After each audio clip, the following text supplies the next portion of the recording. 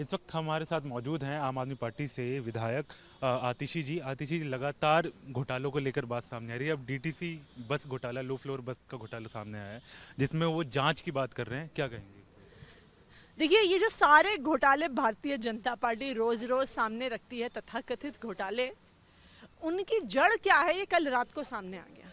उनकी जड़ सामने आई जब एक टीवी चैनल ने सर्वे किया और देश भर में सर्वे करके लोगों से पूछा कि क्या 2024 में अरविंद केजरीवाल मोदी जी के लिए एक चुनौती है।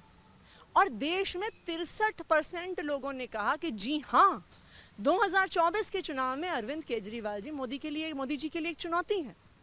तो इस बात से समझ में आता है कि आखिरकार ये रोज रोज झूठे आरोप क्यों लग रहे हैं।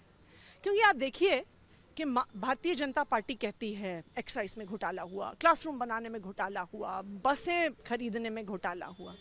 भाई, एक पैसे का भ्रष्टाचार का सबूत तो सामने रख दो।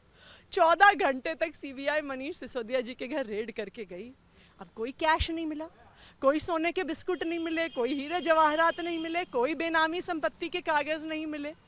तो इसलिए भारतीय जनता पार्टी परेशान है। वो इसलिए परेशान है क्योंकि उन्हें ऊपर से आदेश आए हुए हैं कि किसी ना किसी तरीके से अरविंद केजरीवाल और उनके मंत्रियों और विधायकों को जेल के अंदर डालो, पर उन बेचारों को भ्रष्टाचार मिल ही नहीं रहा।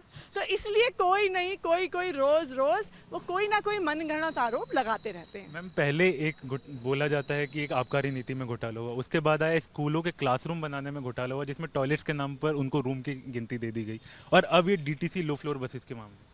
तो मैं वही तो कह रही हूँ, अगर कोई घोटाला होता तो साबित तो होता।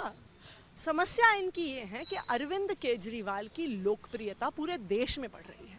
आज पूरे देश में लोग ये मान रहे हैं कि अरविंद केजरीवाल ही एक ऐसे नेता हैं जो नरेंद्र मोदी जी को चुनौती दे सकते हैं, और इससे भारतीय जनता पार्टी बौखलाई हुई है। और इस बौखलाहट का ही नतीजा है कि आज जो बेचारों ने आरोप भी लगा दिया, उन्होंने कहा कि 1000 बसें खरीदने में घोटाला हुआ। भाई, बसें खरीदी ही नहीं गई। अगर बसें खरीदी ही नहीं गई तो घोटाला कैसे हो जाएगा। मैम, लगातार बीजेपी की तरफ से खासकर लो फ्लोर बसेस का मामला भी पिछले साल भी उठाया गया था, और आप लगातार मामले की जांच भी चल रही थी। तो उसके बाद अब दोबारा जो किया जा रहा है ये घोटाले को लेकर, और उसके बाद ये भी बोला गया कि अरविंद केजरीवाल को इस्तीफा दे देना चाहिए। अभी भी प्रेस कॉन्फ्रेंस उनकी तरफ से यही कहा जा रहा है। देखिए, वो बेचारे भी परेशान है ना। जब आपको उनको मोदी जी से आदेश आया है कि किसी तरह से केजरीवाल को, उसके मंत्रियों को और विधायकों को जेल भेजो, तो अपनी कोशिश कर रहे हैं। इस मामले को सीबीआई को 1 साल पहले भेजा, फिर 2 महीने पहले भेजा, फिर आज फिर से भेजा।